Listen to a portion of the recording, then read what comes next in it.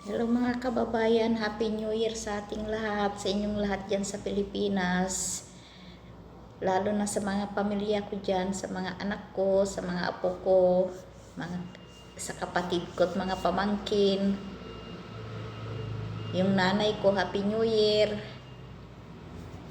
Hoping na nag-enjoy kayong lahat sa inyong New Year. Kami dito okay lang naman, kahit papaano. Sanay na rin sa kahit mag-isa, pag New Year, Pasko, okay lang. Sanayan lang. Ganun talagang buhay, sacrifice. Kumbaga. Kung walang sakripisyo, walang buhay. Matutong magtiis. Kahit mahirap, parte talaga ng buhay.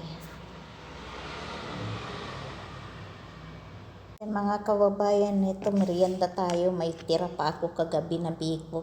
Handa ko kagabi kahit papaano, naghanda rin naman. Tapos samahan ko ng black coffee without sugar. Ito, may prutas din binigay ng amo ko kagabi. Mga candies bigay nila. Kaya din-display ko na rin sa mesa ko. Dalawa lang naman kami ng alaga ko dito. Kaso yung alaga ko bedridden na. Tara, kain tayo. Samahan niyo ako kababayan, kain tayo ng biko.